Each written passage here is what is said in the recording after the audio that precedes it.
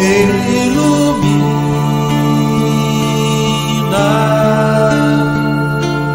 e as nuvens mais escuras Ele desfaz. Ele veio e agitou a nossa alma e tirou a nossa calma, mas nos trouxe a sua paz.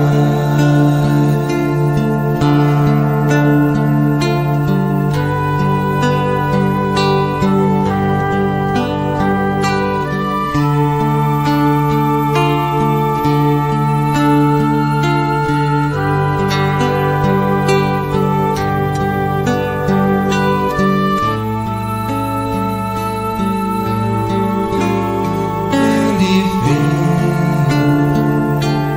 e agitou a nossa alma e tirou a nossa calma, mas nos trouxe a sua paz, mas nos trouxe a sua paz, mas nos trouxe a sua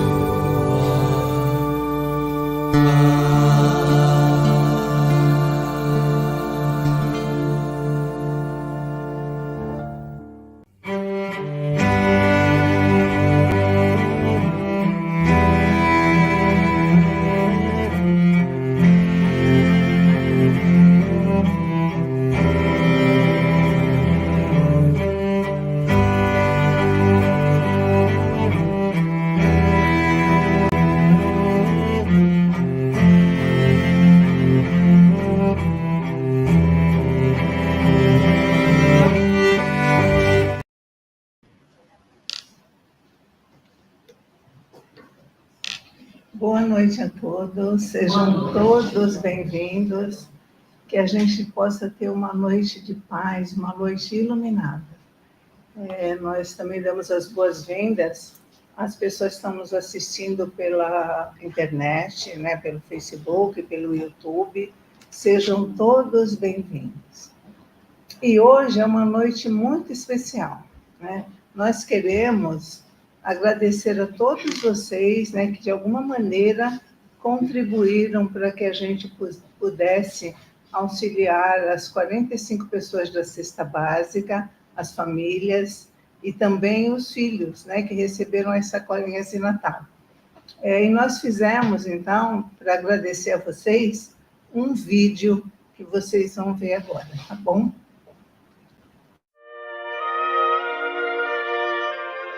Oração do Natal.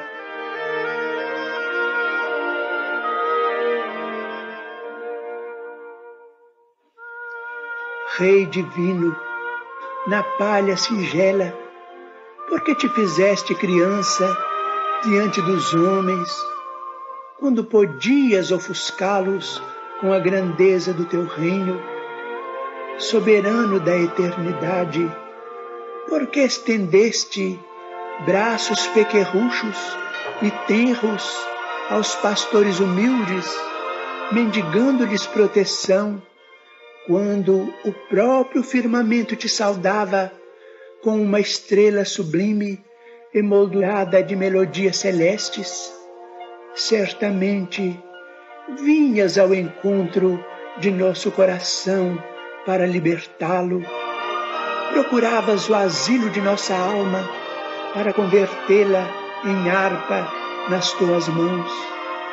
Preferias esmolar segurança e carinho para que, em te amando de algum modo na manjedoura esquecida, aprendêssemos a amar-nos uns aos outros. Tornavas-te pequenino para que a sombra do orgulho se desfizesse em torno de nossos passos, e pedias compaixão, porque não nos buscavas por adornos do teu carro de triunfo, como vassalos de tua glória, mas sim por amigos espontâneos de tua causa, e por tutelados de tua bênção, e modificaste assim o destino das nações. Colocaste o trabalho digno onde a escravidão gerava miséria, acendeste a claridade do perdão onde a noite do ódio assegurava o império do crime, e ensinaste-nos a servir e a morrer para que a vida se tornasse mais bela. É por isso que, ajoelhados em espírito, recordando-te o berço pobre, ofertamos-te o coração. Arranca-o, Senhor, da grade de nosso peito, enferrujado de egoísmo, e faze-o chorar de alegria no deslumbramento de tua luz.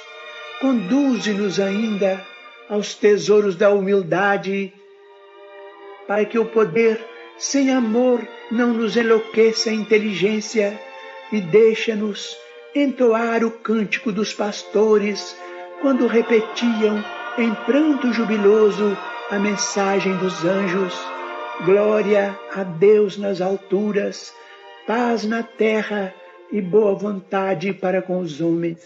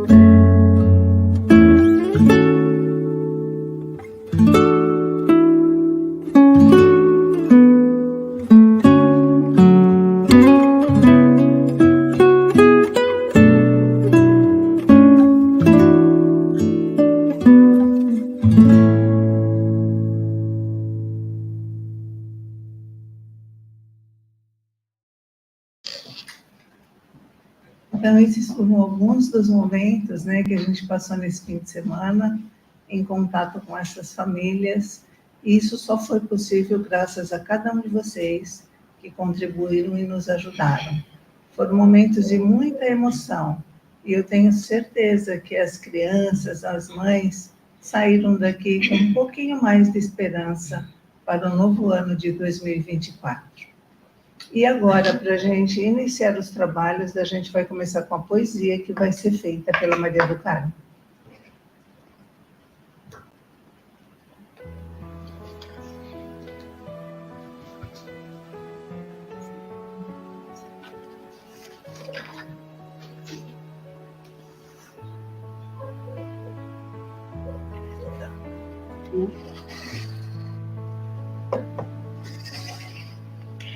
Boa noite.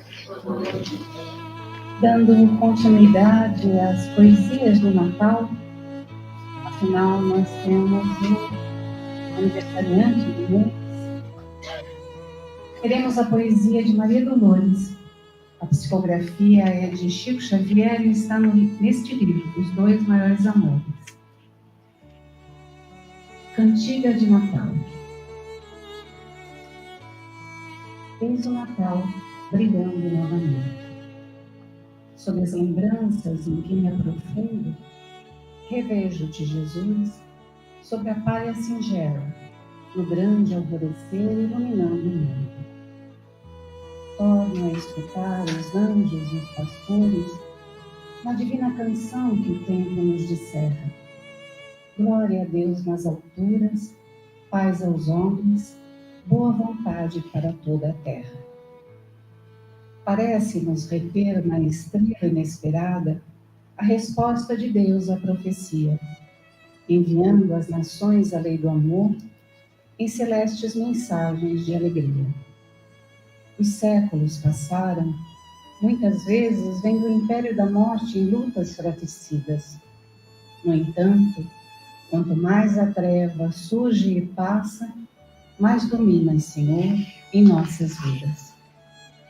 Sabemos nós que a inteligência humana, senhoreando agora a ação de nobres gênios, arma novo conflito em que se apaguem os ódios e as ambições de passados milênios. Entretanto, no mundo, o amor se estende. O progresso do bem se espalha e avança. Unem-se os templos para a mesma fé. A caridade é luz de socorro e esperança. O Natal reaparece. A terra inteira renova-se ao clarão de sol renovador. E cantamos, Jesus, sentindo-te a presença. Louvado seja Deus, bendito seja o amor. Feliz Natal.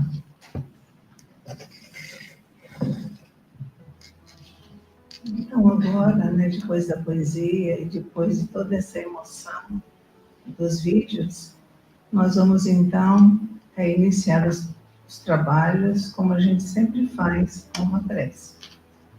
Então, eu vou pedir que todos aqueles que se sintam à vontade, fechem os olhos, para que a gente possa se unir num só pensamento, elevar os nossos pensamentos, agradecendo a Deus por estarmos aqui nessa noite. Que seja uma noite muito iluminada, que nós possamos ser envolvidos pelas palavras do palestrante, pelas bênçãos da espiritualidade aqui presente, e que possamos nos lembrar que o Natal, ele vai ser comemorado sim com as nossas famílias, nas nossas casas, mas que a gente nunca se esqueça que é o nascimento do Mestre Jesus, e que nós possamos permanecer com Ele todos os dias da nossa vida, no nosso coração. Que assim seja. Hoje a palestra, né, ela é uma continuação de uma palestra que já foi feita no mês de outubro, né, Reencarnação Parte 2. Quem quiser ver a Reencarnação Parte 1, ela está... Oh, desculpa, gente. A gente vai falar sobre a vida e obras de Allan Kardec, né? Como era muito extensa a mensagem que a gente teria para passar, né? Então, ela foi feita em duas partes, né? A vida e obra de Allan Kardec, parte 1, está no link do nosso vídeo, né? No YouTube. E, então, hoje a gente vai fazer a vida e obra de Allan Kardec, parte 2, com o nosso amigo e um grande estudioso da doutrina espírita, Otacílio Rangel. Uma boa palestra para todos.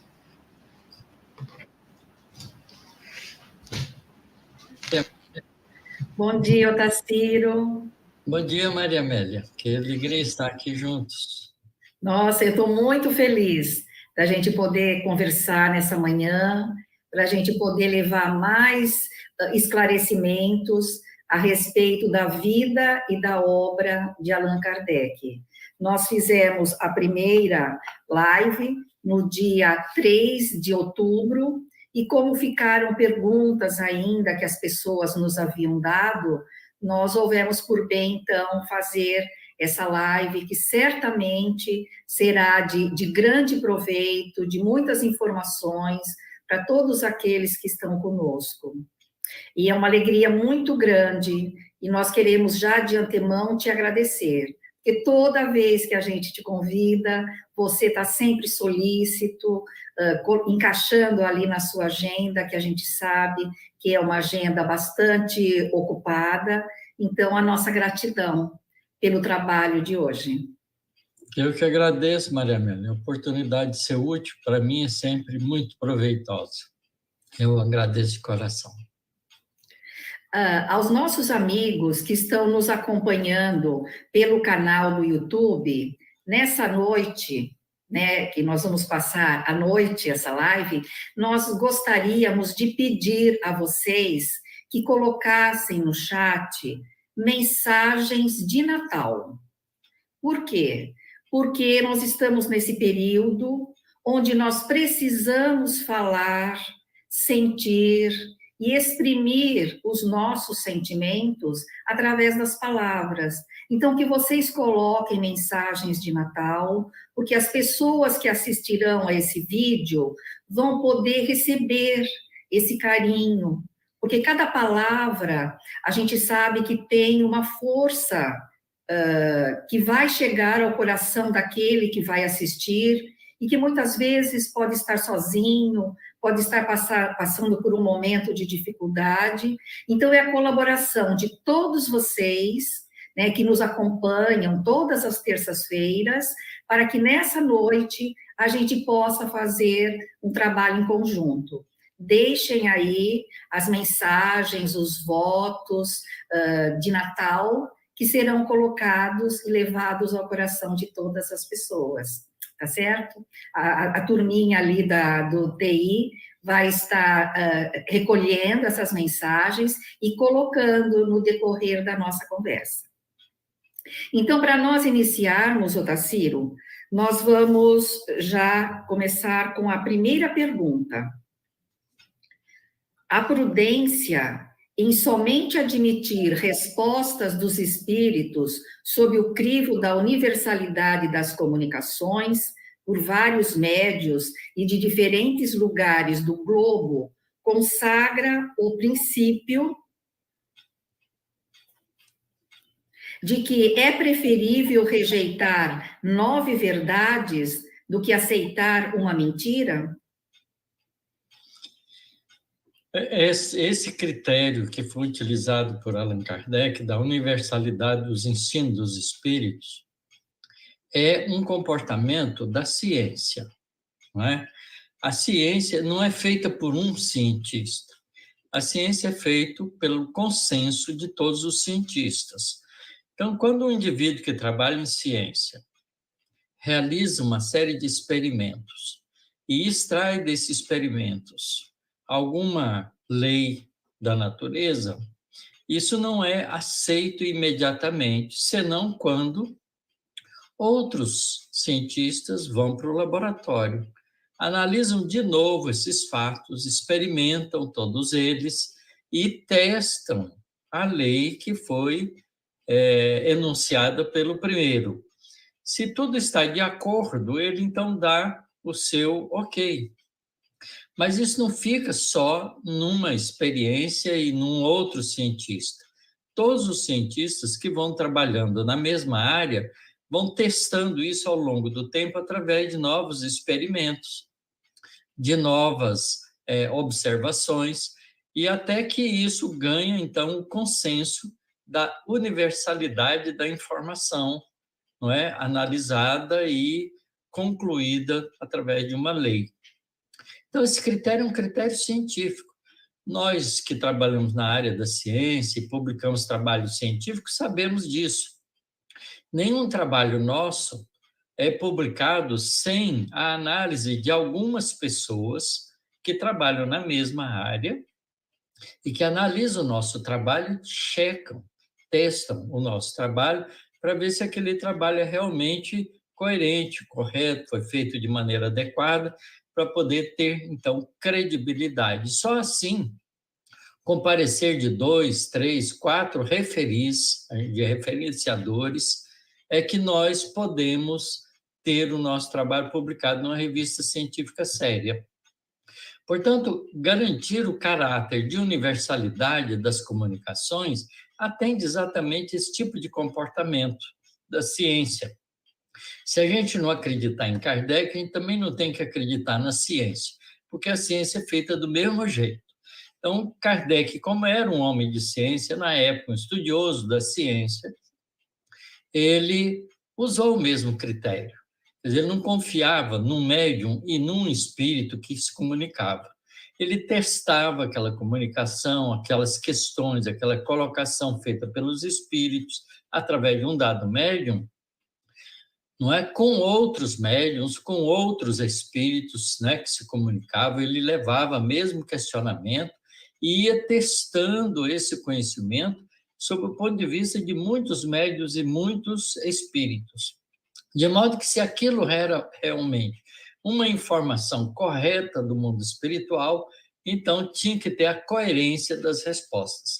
E é só assim que ele incluía, não é, uma pergunta e uma resposta desse tipo, como foi processado no Livro dos Espíritos e também no Livro dos Médiuns, principalmente. Esses dois livros, não é, têm o caráter de questionamento do mundo espiritual. Vou dar um outro exemplo que eu acho que ajuda a gente a entender isso. Se um andado repórter quer conhecer a vida de uma grande cidade, ele não pode simplesmente chegar em um dado bairro da cidade e fazer entrevista com um ou outro morador.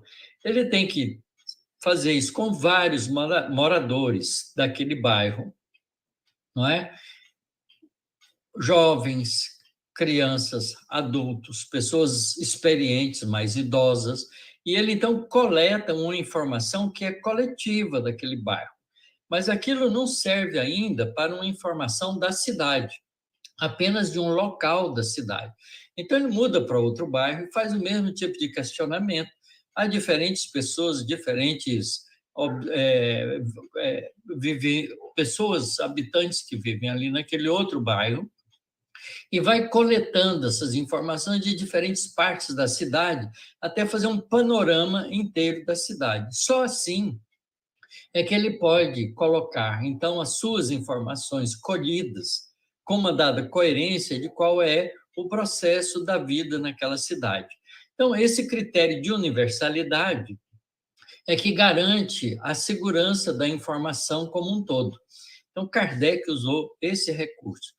Nós sabemos do mundo espiritual pela opinião de muitos espíritos em estágios evolutivos diferentes, de forma repetitiva, insistentemente questionada, através de diferentes médiums, para que a gente pudesse, então, ter uma coerência da realidade do mundo espiritual. E foi assim que a doutrina espírita foi codificada, e é assim que deve continuar sendo.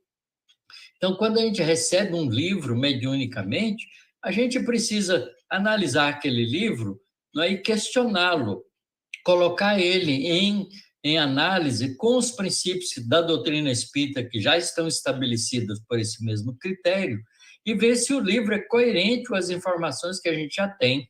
Se ele adianta alguma informação nova, isso não significa que a gente deve imediatamente acreditar naquilo. A gente deve ver e esperar que várias informações vão chegando através de diferentes médiums, de diferentes espíritos a respeito daquele tema, até que faz um consenso sobre ele. E é assim que a gente deve adicionar no conhecimento da doutrina espírita, que tem um caráter universalista e que vai progredindo de acordo com essa coerência espiritual, com essa coerência de atitude, com essa lógica e com esse bom senso. Então, não basta que seja um médium, pura e simplesmente, ou um espírito que dê um nome importante. O importante é que aquilo seja corroborado de forma universalista pelas informações dos espíritos, através de diferentes médiuns que possam ser analisados com confiança. Muito bem. Você acho que até se adiantou, mas a próxima pergunta, se você quiser complementar, ele diz assim: qual a importância de se evitar essas novidades que às vezes surgem no movimento espírita, né? Que por vezes vemos hoje em dia? Olha, essa pergunta também é muito importante. Uma vez perguntaram para o Chico Xavier exatamente isso. Qual é a novidade que tem? E ele repetia quase sempre isso. A novidade é o Evangelho de Jesus, que tem 2000 anos. Porque, a rigor, a nossa humanidade ainda não é cristã. Porque ser cristão é seguir, compreender e seguir os ensinamentos de Jesus. E a grande maioria da população da Terra não faz isso. De modo que essas informações do Evangelho são a nossa novidade. Obviamente que a doutrina espírita nos coloca nos seus princípios fundamentais recursos da gente compreender os ensinamentos de Jesus. No fundo, é assim: Kardec representa a chave da porta do mundo espiritual que foi anunciada por Jesus. Então, com Jesus e com Kardec, a gente tem um avanço no conhecimento espiritual que a grande maioria da população da Terra ainda não tem. Portanto, o indivíduo que vai atrás de novidades espetaculares, né, ele está sujeito a enganos, porque nada dessas novidades pode ser aceita se não tiver o caráter universalista dos ensinos dos espíritos. Não é porque um espírito chega através de um médium que a gente conhece e começa a falar da vida no Sol, por exemplo, e dá um monte de informações que não tem como a gente verificar, nem tem coerência com a opinião de outros espíritos, que a gente vai aceitar aquilo como verdade. Há livros assim, por exemplo, há um livro que fala sobre a vida no planeta Marte, não é? E a gente já lê esse livro, tem um monte de informações lá, e a gente verifica que a vida no planeta Marte não existe. Do ponto de vista biológico, ele não existe. Então, se aquilo realmente acontece, que está lá narrado naquele livro, e que não foi corroborado por outros autores, através de outros médiuns, a gente tem que pôr a barba de molho, como se diz antigamente, não é? Aquilo pode até ser uma informação preciosa, mas ela precisa do caráter, da confiabilidade, e a confiabilidade só vem com a confirmação. Portanto, a gente, ao invés de estar através do nosso esforço, querendo as novidades do mundo espiritual, é melhor a gente compreender o que a gente já tem em mãos, que é muita informação e a grande maioria de nós não conhece. Já tem muita coisa aí para a gente estudar, né, Otacílio? Com certeza. A próxima pergunta. A morte prematura de Kardec influiu no arrefecimento do movimento espírita e no desaparecimento do espiritismo na França e na Europa? Primeiro, é preciso dizer que a morte de Kardec não foi prematura, tá certo? Os espíritos já sabiam, né, porque conheciam o caráter, né, firme e resoluto do professor Hippolyte Léon, que se apresentou depois para o mundo como Allan Kardec, através das obras da doutrina espírita, representando o mundo espiritual. Portanto, não é a importância do autor humano, mas do autor que representa o mundo espiritual. Os espíritos sabiam que ele ia se dedicar de corpo e alma e que ele ia desgastar pelo esforço do trabalho o organismo que ele tinha. Mas estava tudo previsto dentro dos critérios da necessidade de concluir a obra. Então, Kardec não deixou a obra por concluir. A doutrina espírita está concluída nas suas bases, em cima dos 5 livros que nós temos. o Livro dos Espíritos, o Livro dos Médiuns, o Evangelho segundo o Espiritismo, o Céu e o Inferno e obras póstumas. Vocês vejam que Kardec teve tempo suficiente para, ao escrever o Livro dos Espíritos, se publicar no ano de 1857, e depois reformular esse livro, publicar a segunda edição no ano de 1860, dividindo o livro em 4 partes, ele precisou, então, fazer o desenvolvimento de cada uma das partes. E foi isso que ele foi fazendo ao longo do seu esforço. Fez o desenvolvimento da segunda parte do Livro dos Espíritos, que é do mundo espiritual e da sua relação com o mundo físico, através do Livro dos Médiuns. Fez o desenvolvimento da terceira parte, publicando o Evangelho segundo o Espiritismo, colocando nas leis morais as leis espirituais que Jesus veio nos ensinar, mostrando a coerência da doutrina espírita com o plano espiritual, que veio trazer para nós as verdades espirituais através do seu grande revelador, que é o nosso diretor espiritual, o querido Mestre Jesus. E depois faz o desenvolvimento da 4ª parte do Livro dos Espíritos, Penas e Consolações, com o livro O Céu e o Inferno.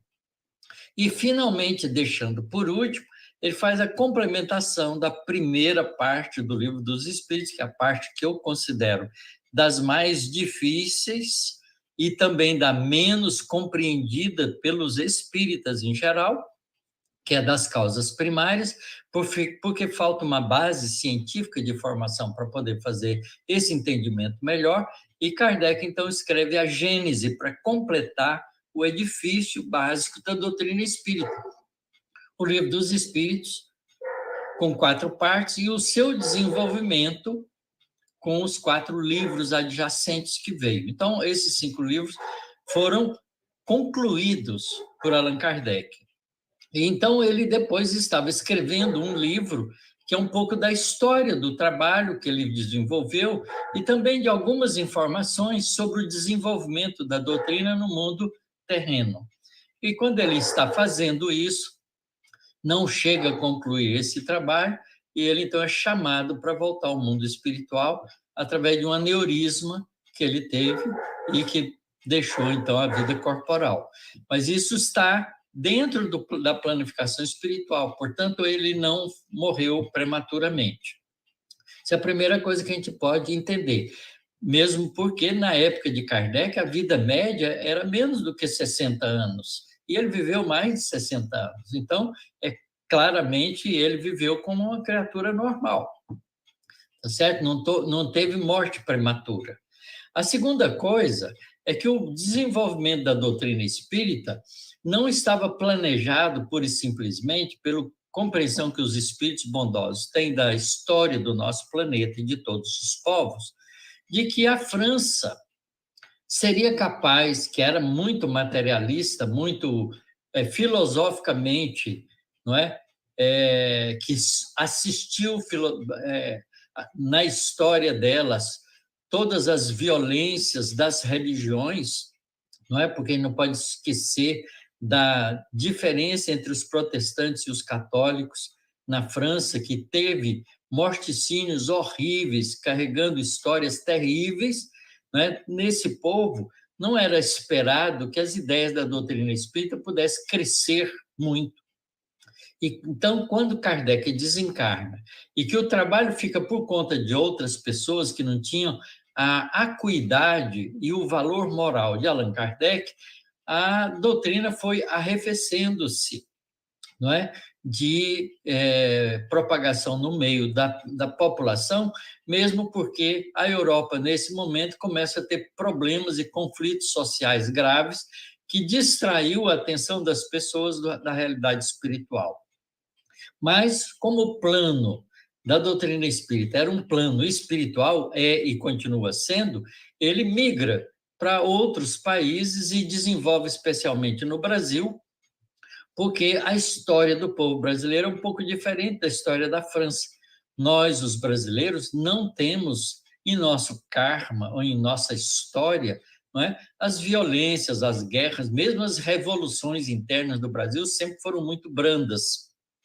ao mesmo tempo que nós temos uma etnia misturada, não é, de uma maneira muito elegante para que nós pudéssemos ter a liberdade de sermos o que somos.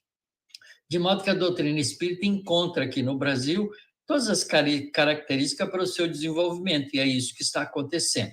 E nós, os brasileiros, que estamos adentrando a doutrina espírita e nos enriquecendo dos seus valores, vamos ser os responsáveis pela propagação da doutrina espírita no mundo inteiro. Preparem-se para cumprir essa missão aqueles que estiverem do lado do trabalho espiritual com Jesus. Gratidão a Deus, né, Otacílio, por estar nos dando essa oportunidade. Continuando, nós conhecemos alguma existência anterior de Hippolyte Léon? Há algumas poucas referências a isso. Entre uma delas é de que ele tenha sido João Rus, não é? Um religioso católico que viveu na República Tcheca e que aprendeu, não é? Com coragem os ensinamentos de Jesus no Novo Testamento e teve a coragem de confrontar, não é, as ideias católicas da época, trazendo de volta a preocupação com o conhecimento das lições de Jesus. Então, ele foi um dos precursores do movimento de reforma protestante, não é? E ele, então, é sacrificado, é morto, né? E Rus, na língua tcheca, significa ganso, né? É o mesmo nome que se dá ao ganso. Então, há até uma referência, né, que se sacrificaria o ganso, mas outros viriam para desenvolver o trabalho. De modo que a gente pode, né, e faz sentido de correlacionar o trabalho de João Rus com o trabalho de Allan Kardec posteriormente. Então, provavelmente, essa informação é uma informação correta. Mas a gente tem poucas informações sobre isso. Uma outra coisa que a gente sabe é que ele viveu entre os druidas, mais ou menos na época de Jesus, talvez um pouco antes, talvez um pouco depois, não tem precisão disso, né? Entre os celtas, na França ainda, e foi um sacerdote druida. E lá ele tinha o nome de Allan Kardec. Isso foi revelado para ele através de um espírito que era amigo dele, que conviveu com ele na época da vida Allan Kardec. E é por isso que ele adota o nome Allan Kardec para representar, né, nas obras da doutrina espírita, não a personalidade, o autor, e vai o professor francês, mas os espíritos, porque a importância da doutrina espírita é que ela é doutrina dos espíritos, não é dos homens. Os homens foram capazes, e no trabalho de Allan Kardec, junto com diferentes médiuns, foi capaz de organizar a estrutura de conhecimento que o mundo espiritual trouxe para nós, através dos questionamentos dos homens e do trabalho profundamente de bom senso e organizador, didático, do professor Hippolyte Léon, que por isso mesmo quis desaparecer na sua autoria dos livros, colocando a responsabilidade para o mundo espiritual, porque o livro é dos espíritos. Muito lindo, né, a conduta de Kardec. Nós estamos, então, continuando a pedir a vocês, internautas, que coloquem suas mensagens de Natal, vamos trocar vibrações de paz para fazer desse mundo um mundo melhor. Então, continuando com as perguntas, Otacílio, por que Kardec elegeu como bandeira do espiritismo, fora da caridade não há salvação? Essa é uma frase extremamente curiosa e importante, porque ela está exatamente no entendimento da prática dos ensinamentos de Jesus. Jesus resume toda a lei e os profetas, isto é, todas as informações espirituais que nos chegaram antes dele, não é? Em 2 ensinamentos fundamentais: amar a Deus sobre todas as coisas, com toda a força do seu ser, do seu espírito, e amar ao próximo como a si mesmo. Amar ao próximo como a si mesmo é um exercício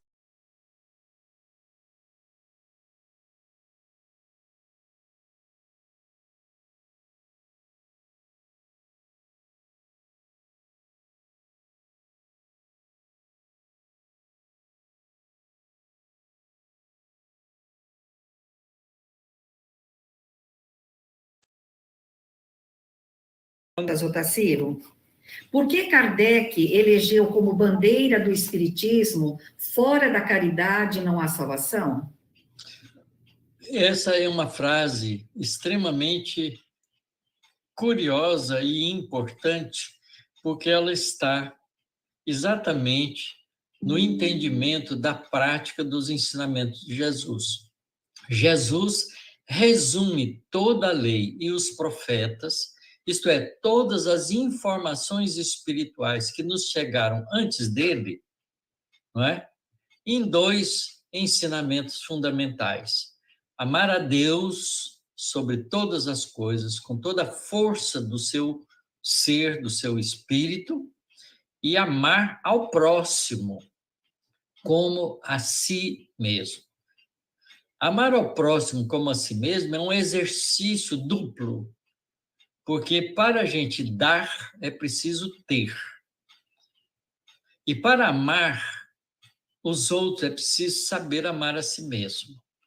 Então, quando Jesus, não é, confirma, junto com os fariseus, com os doutores da lei, na época em que ele viveu entre nós, há 2000 anos, de que a lei e os profetas, todas estavam contidas nesses 2 ensinamentos, ele está dizendo que qualquer processo de evolução significa desenvolver em nós o grande trabalho da cooperação humana.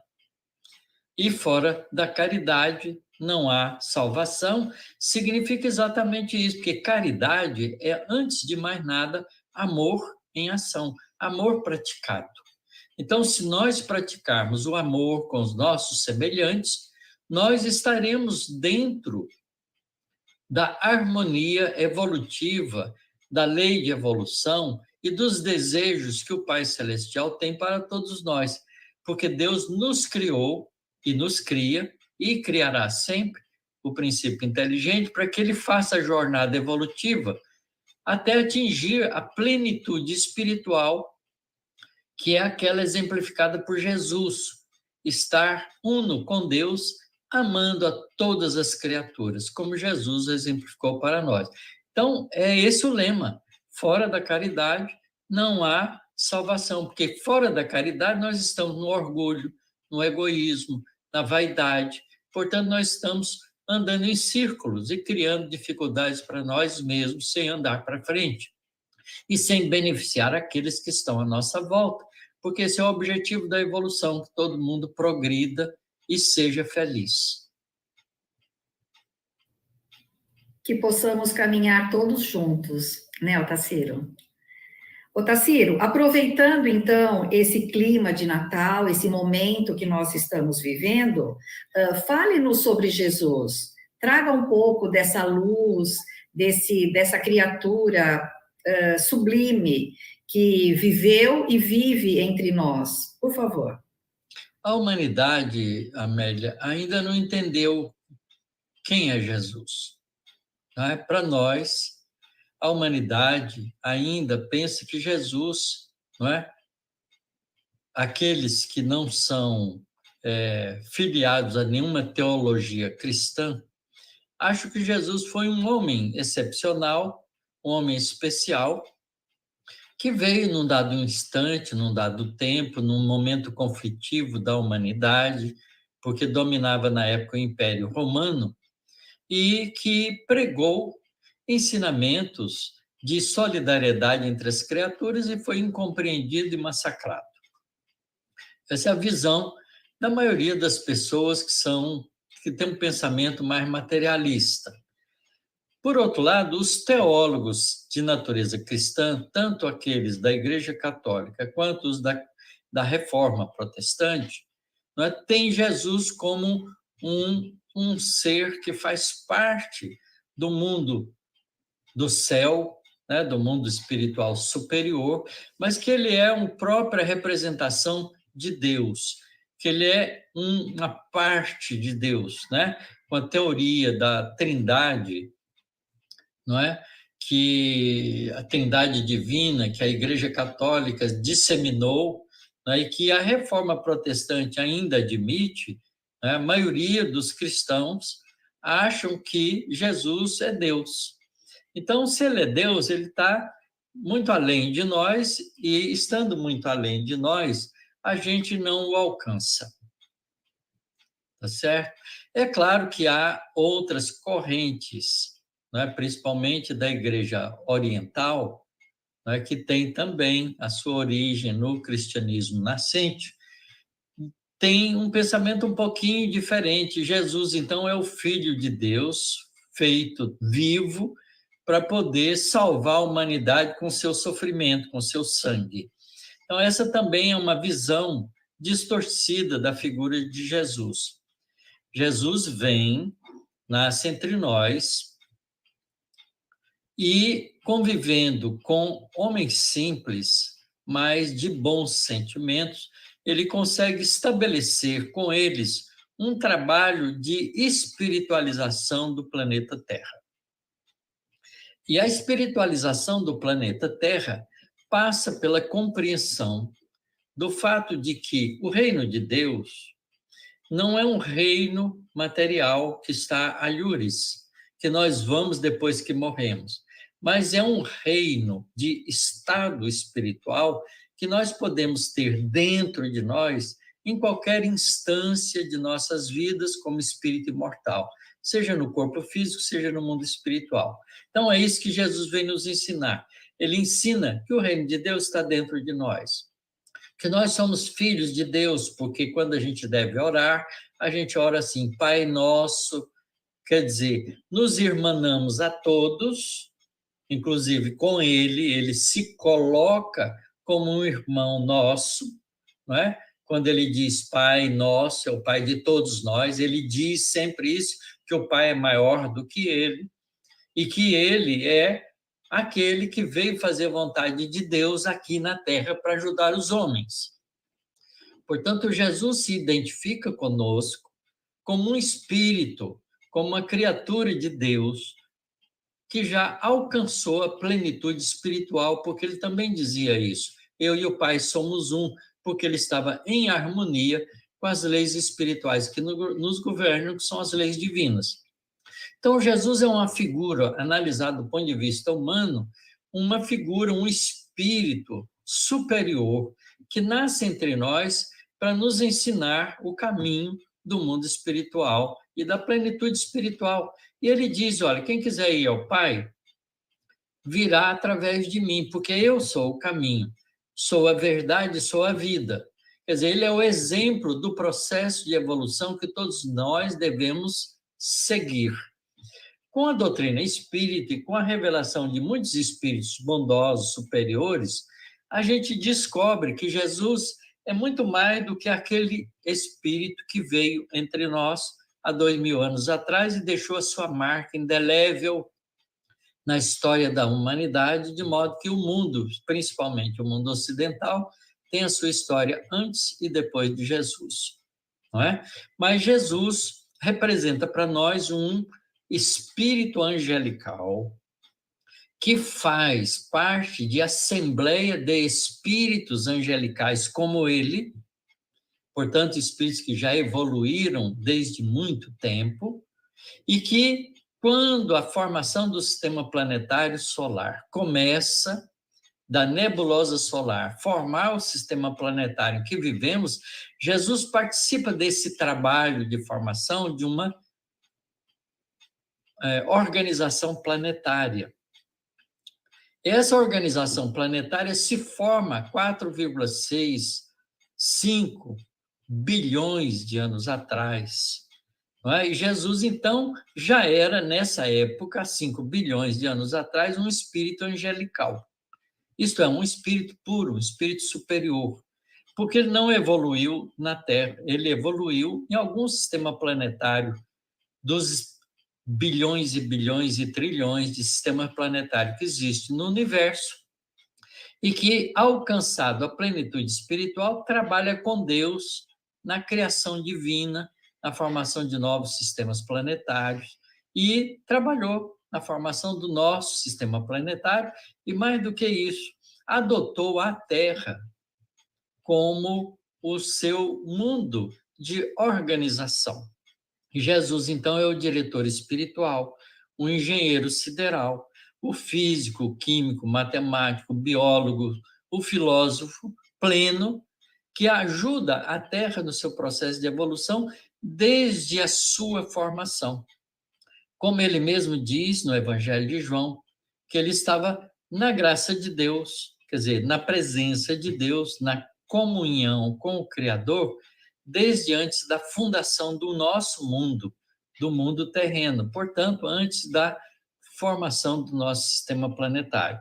E esse espírito grandioso, amoroso, dedicado, simples, humilde, que vem e nasce entre nós num processo encarnatório único para nos exemplificar a conduta de evolução que devemos ter para atingir a plenitude espiritual.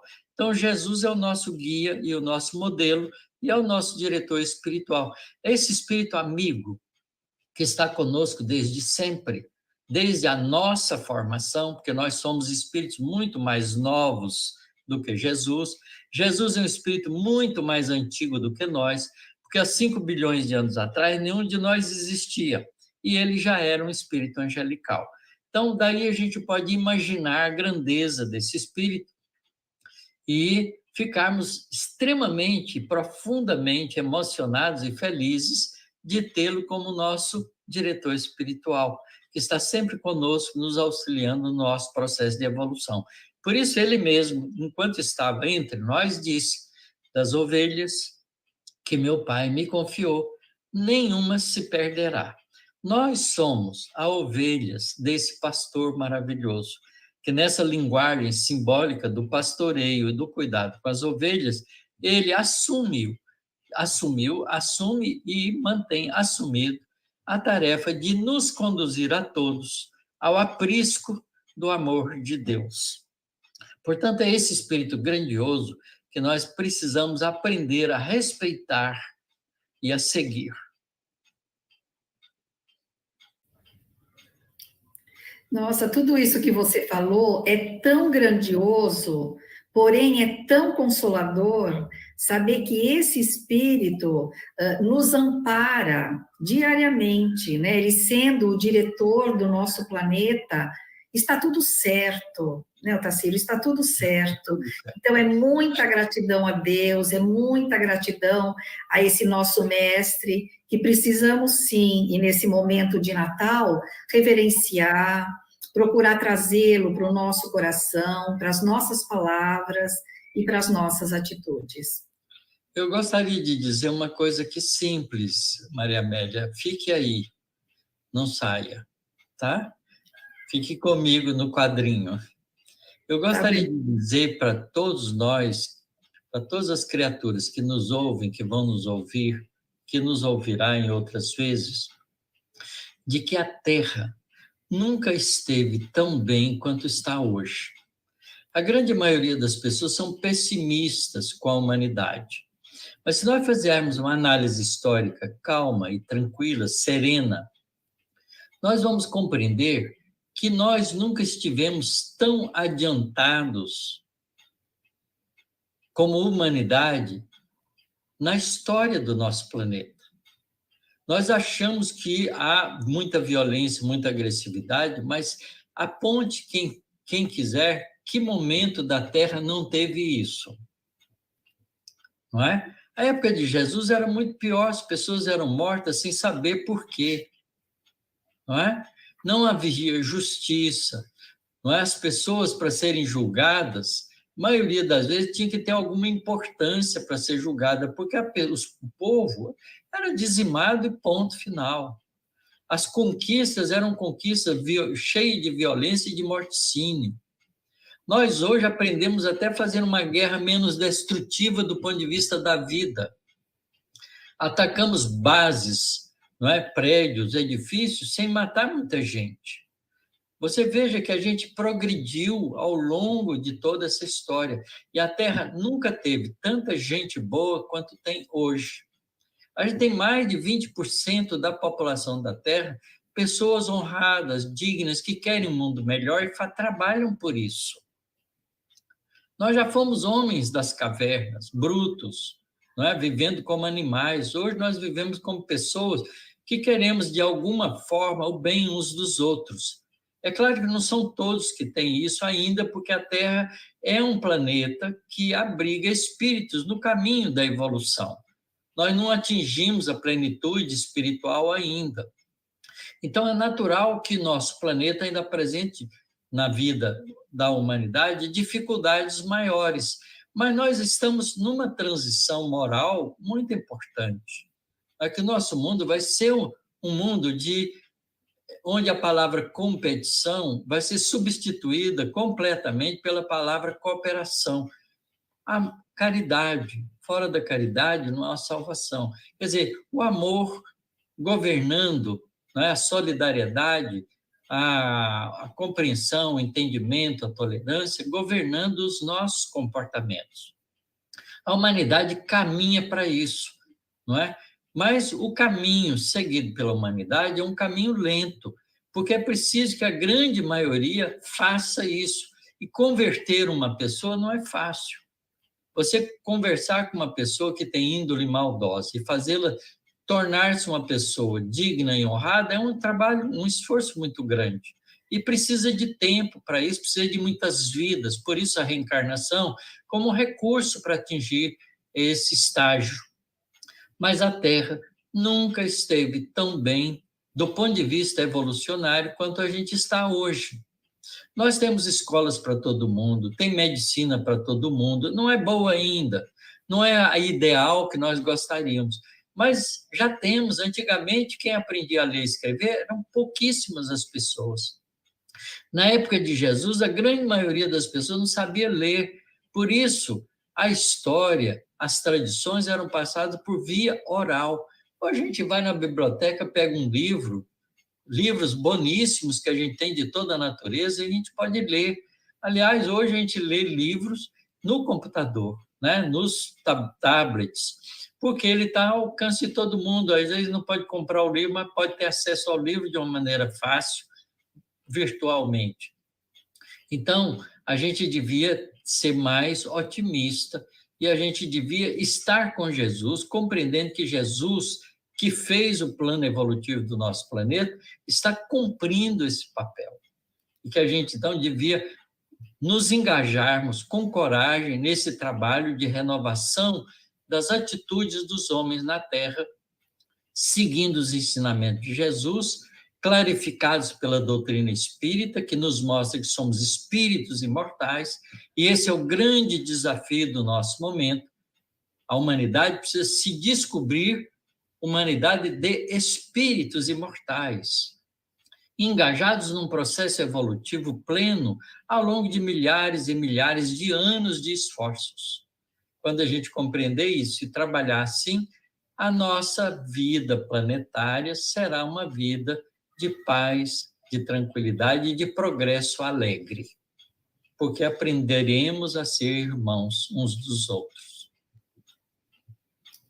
Ai, que linda declaração, Otacílio. Nossa, muito bom para a gente refletir e manter esse otimismo. Eu acho isso primordial para a nossa vida. Por mais dificuldades que tenhamos, que, como você falou, Jesus está no leme e está tudo certo. Nós estamos, então, Otacílio, encerrando essa nossa conversa. Eu vou passar ainda a palavra a você.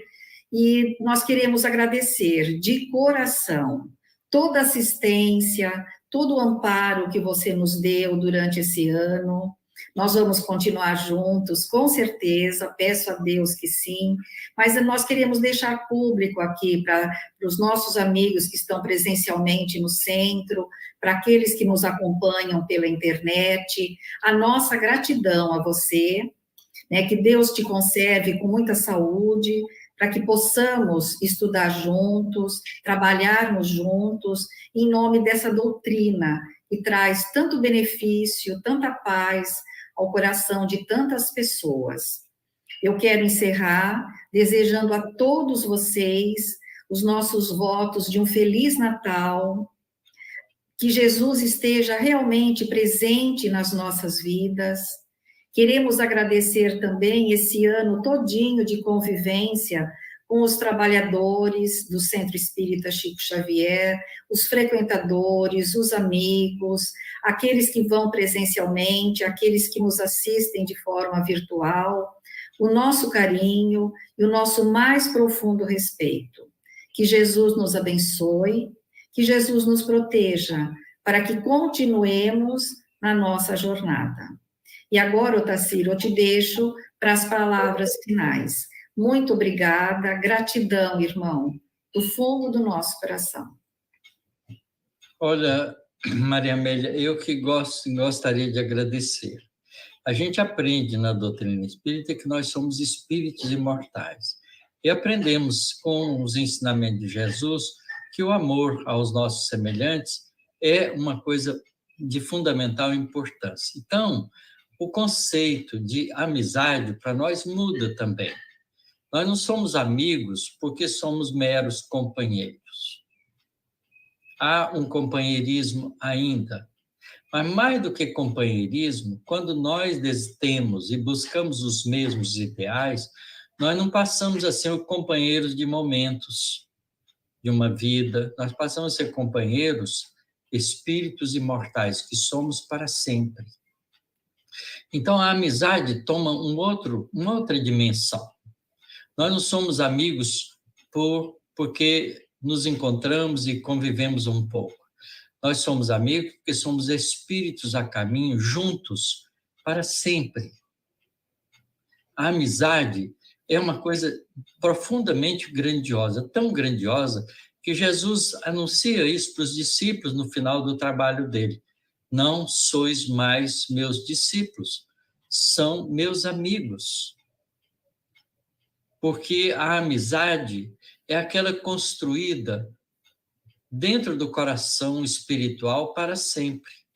Aonde eu estiver, disse Jesus, estareis comigo, porque sois meus amigos. Um ensinamento vos deixo, que ameis uns aos outros como eu vos tenho amado. Então, Jesus mostra isso para a gente, que a amizade é esse sentimento de companheirismo eterno, para sempre, imortal. Então, nós não somos companheiros porque estamos aqui conversando esses momentos. Então, a gente tem que compreender que a casa espírita, ou a casa religiosa, ou a própria humanidade em que vivemos, a nossa comunidade, nós somos irmãos que estamos crescendo juntos e que devemos ser amigos uns dos outros. Porque esse sentimento de amizade vai perdurar para sempre, mesmo a gente estando no mundo espiritual. Vai ser muito gratificante no mundo espiritual encontrar aqueles que já foram antes e esperar aqueles que vêm depois.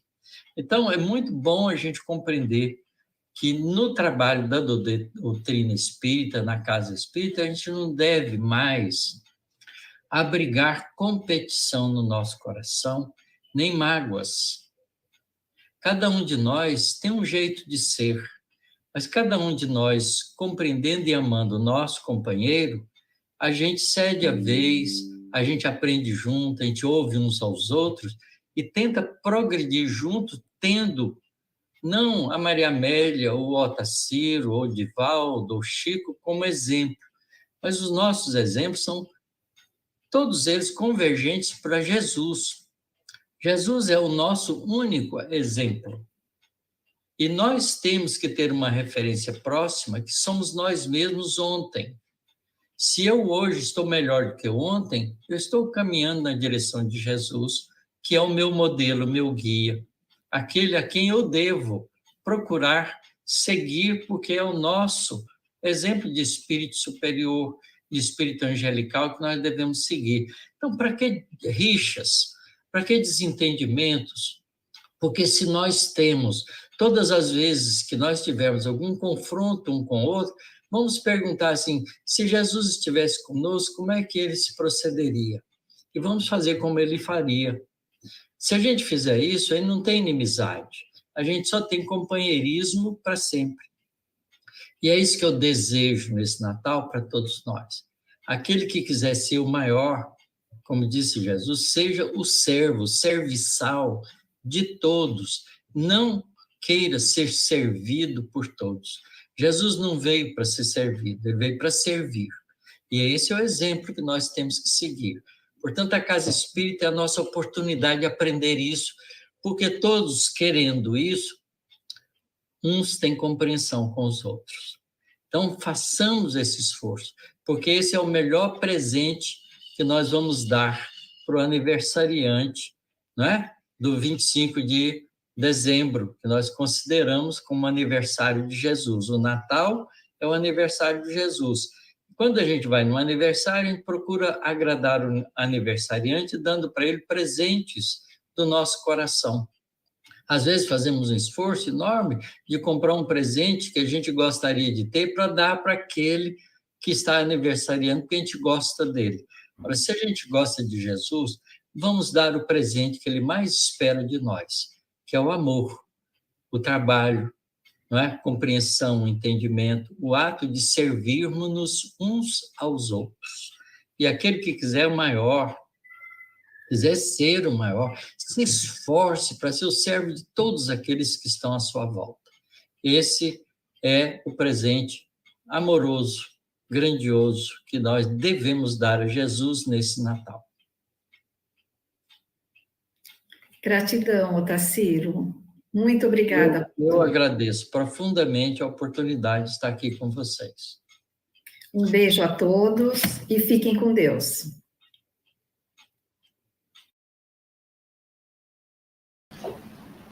É muito bom falar de Kardec, né? Para todos nós, né, que estudamos a doutrina espírita, esse é um espírito que a gente tem uma gratidão imensa, porque ele facilitou muito a nossa vida. E então a gente agradece, né, que Deus abençoe Allan Kardec e abençoe também o nosso amigo Otacílio Rangel.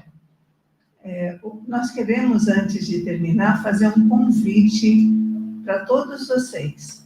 Nós temos aqui no nosso centro vários cursos, né? Nós estudamos a doutrina espírita, mas no próximo ano, em 2024, a gente vai começar um curso para iniciantes, né? E o nome é Comece pelo Começo, porque a gente começa estudando as obras básicas para poder entender a doutrina espírita.